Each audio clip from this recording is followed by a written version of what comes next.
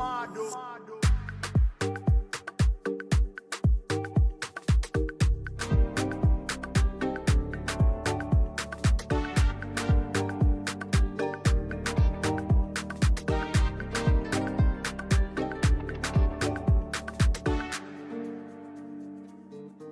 guys, welcome to this very special video experience of Sisgetagrip.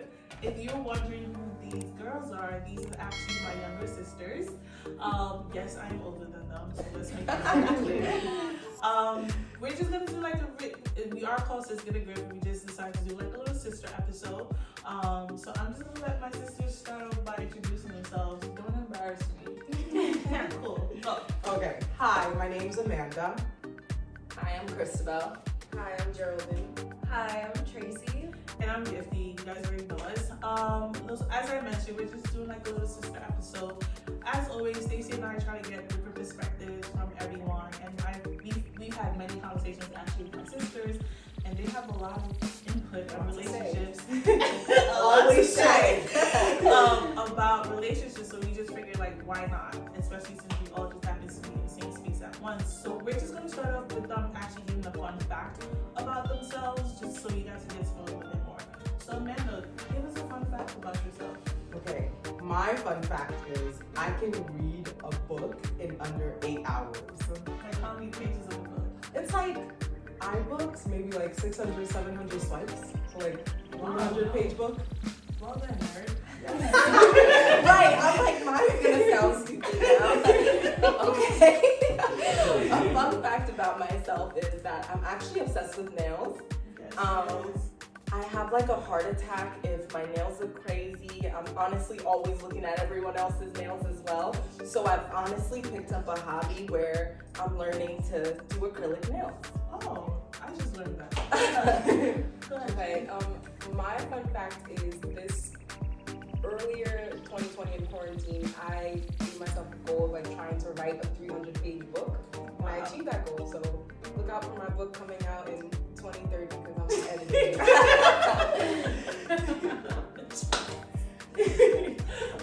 My fun fact is I enjoy designing clothes. I don't know how to sew or anything that crazy, but I also picked up the hobby of DJing during quarantine. So yeah, look out for my mixes. My fun fact is I'm the shortest out of all the sisters. I'm fun. That's why she had us sitting. Yeah. That is my fun fact. So we're just gonna jump right in. The first question I have for you guys, and I want you to be like as transparent as you feel comfortable being, and whatever you feel comfortable sharing, as always. But what are your expectations in a relationship? Great question. Mine is simple. Oh Lord. We take it like this. Tall, rich, loyalty, if I'm being honest. But I also add in there, it didn't go with like tall, rich, loyalty, but like honesty, humor, you know, the works. Is that like is tall, rich, and loyal your top choice, and then honesty your second? Rank it. Okay, Yeah. if I'm ranking it, it would have to be loyalty Tall. first. Okay. It would be loyalty higher. I would go loyalty, tall, rich. Okay. Whoa! Wait, I'm shocked by Amanda. So the reason why we all think, or we all thought which would be first, is Amanda has this, and correct me if I'm wrong, has this, if you guys think I'm like extra, this one is, she has this expectation of becoming a housewife, correct me if I'm wrong, and living like a very lavish lifestyle. So we all thought like a rich man could provide that, so that would be first. But you're wrong. I am growing, but rich is also given. So you just have to put other expectations first. So your man will be rich. Oh, so why was it third? Yes. Okay, got it. Because it's given. You don't know if your man will be loyal though. So I put that first. Go ahead. Oh, I even lost my train of thought. Okay. Okay, so my expectations are, do I have to rank them or I can just? That would be yours. Okay, I am big on height. I'm big on humor.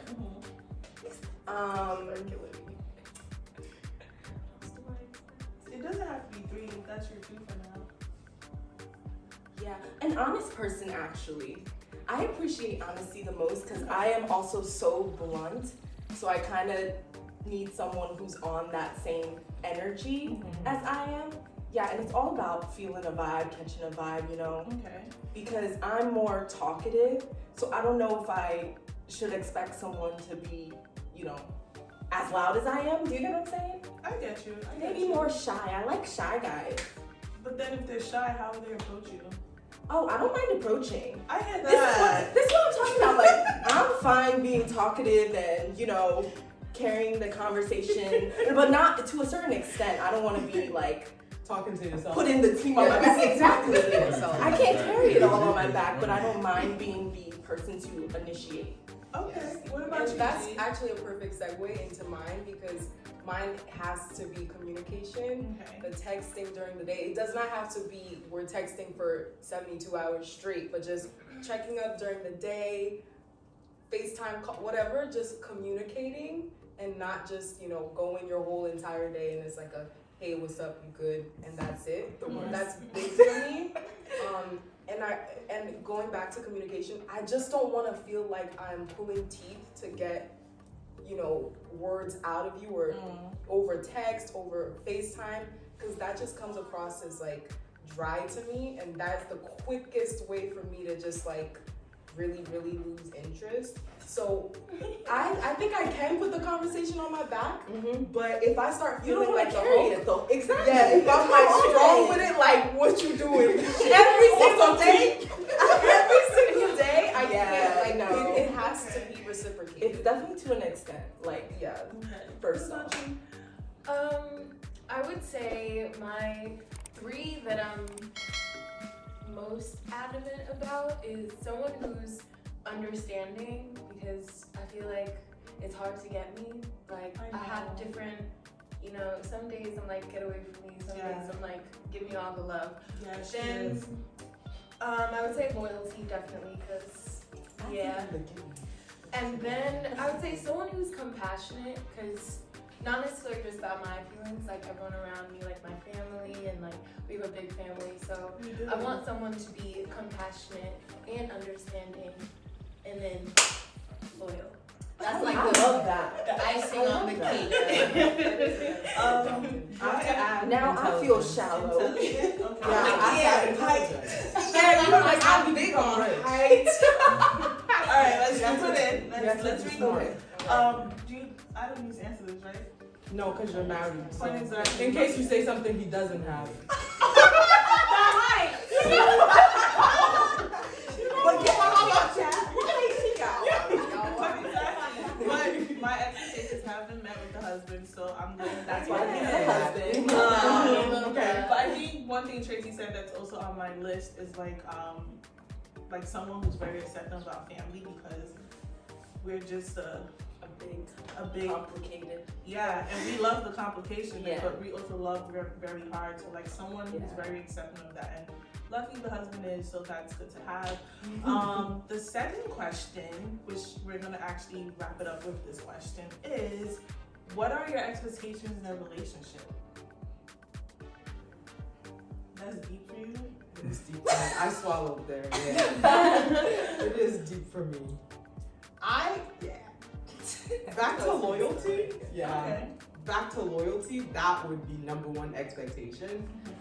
I literally can't think of anything else other than loyalty right now. Loyalty and loyalty also. So some people may ask you to define loyalty, so do that. Yeah. Loyalty is me and then only me. Oh, Yes. oh my God. No one else. So if that's like sister language, speak to the rest of the world. Oh, as in there's me and you, and me and you, and me and you, and no one else. There you go. There's no Keisha. No besties? There's no Becky. There's no Jennifer, no Jasmine. Amanda and you, sir. That's real. I think every girl wants that. Yeah. That's fair. What about you, Chris? Obviously, I'm not gonna repeat what she said because that's also one, but I'm also big on respect. Just like respect for our ideas. I can also understand that coming from the family I come from is not what everyone is coming from as well. So respecting each other's culture, background, our way of thinking, and making sure that we can like make that work. So also respecting the process, which then comes into communication, but communication comes with comprehension, which then goes back to respecting our backgrounds and everything. That, yeah, I'm like going and going, but we are intelligent girls. Let's just put that out there. Go ahead, G. For me, it would have to be growth. I am a fighter. Like, if something is bothering me, I'm gonna wanna talk about it. If that turns into a fight based on how I said it, okay. But we have to be able to grow from it, because one thing I can't do is the long talk and have the same argument or have the same issue for my entire marriage, which is gonna be forever. Like, I can't have the same exact problem with you. So if we got married and God forbid I didn't know something about you, I find that thing out, I'm like, hey, like, this is how we're adjusting, let's progress from this, let's grow from this. Don't let it be 10 years down the line and I'm having the same exact issue, because I feel like that's how people end up wasting their time. Like, you can't solve a problem with this person. Come on, like, we have to, like, we have to grow. That's what the, like, you know, the initial fights, the little arguments are for, but we can't do that forever. So if there's no growth and I can't look into the future and like see the growth, that's a big no. All right, Play that record, Chief. Yeah, growth. She's Growth. a DJ. I was actually gonna say growth, and along with that, maybe forgiveness and someone who's a good listener, because I don't know, I feel like with loyalty, with all of those things, respect, I feel like you have to be able to understand and listen to what the person wants, because some people are going to be like, hey, have all the girlfriends you want. I don't mind as long as you're being loyal to me. But some other girls be like, no girls whatsoever. So I feel like in a relationship, I would want the person to understand what I'm looking for and be able to listen, be able to reciprocate that, and be loyal, and grow, and A Chanel bag. yeah, There's always an and that money. You gotta have that money. Ooh, Oh, go ahead. before we wrap this one up, I was just gonna say quickly, money. I'm not all about the money, but if you have it, that's a good plus. That's a great plus. It's Because very plus. I feel No one will like say it's now not. everyone is like, oh, he has to pay for this, he has to pay for that. But I'm like, I got it on my own. But if you want to take care of it, take care of it. Take care of it, boo. I If the you want to same take way. care of it, you should take care of it. You gotta have to take care of it. Definitely the same way when it comes to the money part, just because I think, and maybe we could all attest this, but like we grew up with the understanding of being able to take care of yourself, and then let the man step in. And luckily, like, that's what I found in my marriage. Like, I could definitely like hold my own if necessary, but I like to be spoiled. And my husband understands that very well. He could do that. Shout out. Yeah, so like I think we're all on that same page where like we were just brought up with that mindset. Like, I know like that, I don't know if he ever said this to you guys, like you should know how to pop a champagne bottle.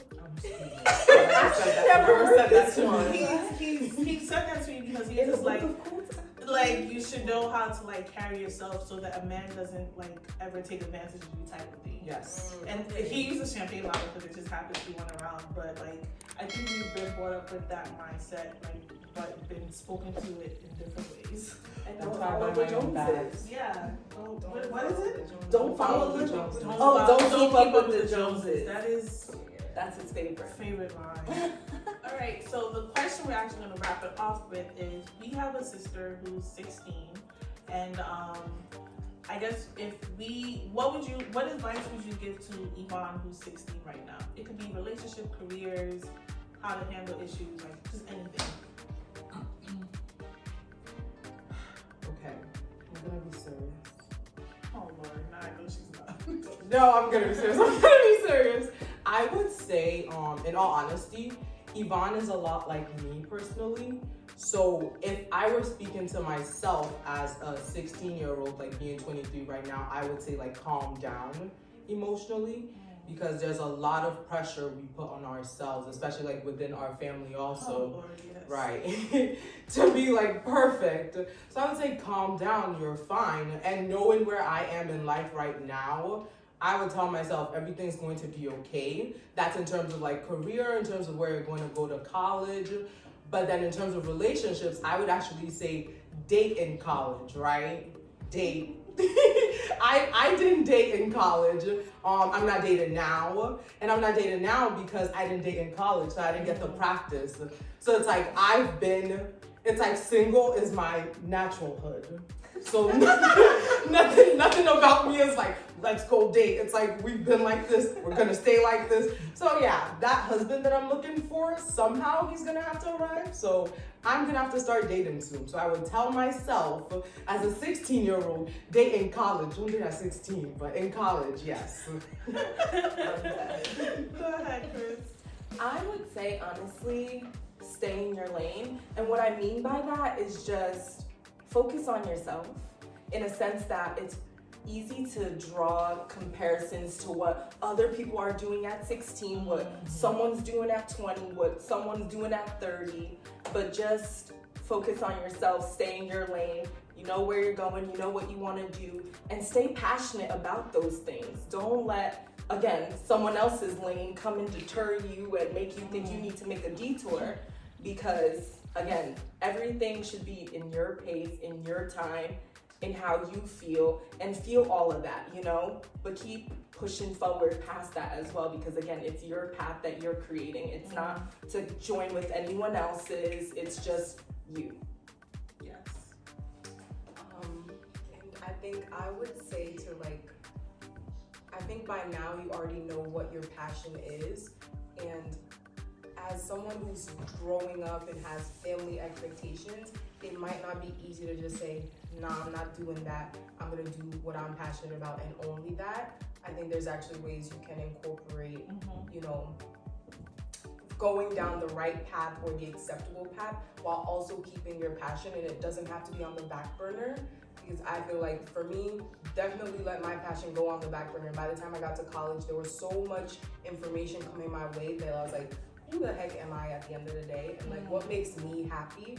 So I feel like never lose that, even if you feel like you're going down the path of, I'm doing this because it's the right thing to do and I'll actually be successful at this. I'm also keeping this other thing in my back pocket because I know it makes me really happy, and I can do it on the side. I can do it later in life. I can do it now in like small, you know, bursts, but always just keeping that passion that will make you happy, so that at the end of the day, you have it to fall back on, you know, in the times when you're just like, ooh, I need good energy right now. Is it your art? Is it fashion? Is it TikTok? Whatever it is, just keep that. I hope it's not TikTok. Whatever it is, just keep it around, because a lot of other things will come your way that'll try to like push that thing that actually makes you happy out of the frame, but just always try to keep it in your back pocket. What advice I would give would first to just put yourself like into everything that you do, like really like wholeheartedly, even if you don't know what the outcome is going to be, just really put your everything into it. And also, everything is an experience, even if it's good, even if it's bad. In life, in the good, there's bad. So don't really like get down on yourself too much. Always know that there's gonna be better days, and that every path that you took was meant to be there for your journey, and that the universe is always gonna work in your favor. So like, don't worry about the bad things that come your way. Just like stay positive, stay focused, stay true to yourself, and don't take no mess from no one. There's a lot of people talking. Have fun is right. Have fun, travel, Yeah. see life. That's actually Travel for sure. That's actually what I was gonna say. I was gonna say with every moment, and this is not just for Yvonne, because I would say Yvonne is one of the youngest out of us, but she's very very wise. Like she can hold her own. She's very mature when she hangs out with us. There's been situations where Yvonne has been the adult. So like, but Name more. one. In this Maybe to the kids. Don't name one. I'm not gonna name one, but there's been situations where she's been the adult, at least from my perspective. So more so to the general 16-year-old girl, I would say with every opportunity you have, make it for yourself. I think in the world we live in today where everyone's trying to be the next big thing, the next big influencer, the next big this, and that's fine, but do it from the perspective that you're doing it for yourself, because sometimes I think G said this, like, you lose your passion and you lose yourself in the midst of trying to become someone you're not. So definitely like try to focus on yourself. And Chris said this, like, travel as much as you can. Like, I remember in college there was almost 2 years where I never stepped foot in America. Like, I was just traveling, and I think I learned the most about myself, what I tolerate, what I won't tolerate, what I expect in life, all while traveling. And I say, like, if you ever have the opportunity, like, definitely travel. I didn't ever like live on my own, like in my own apartment, but in college, like, if you have the opportunity, go away. Like, I really recommend that, because you learn certain things that like you just won't learn when your parents are around. So that is my little 2 piece for what advice I'll give to my 16-year-old sister, but also any 16-year-old girl. That'll be it for this very, very special video experience of Sis Get a grip!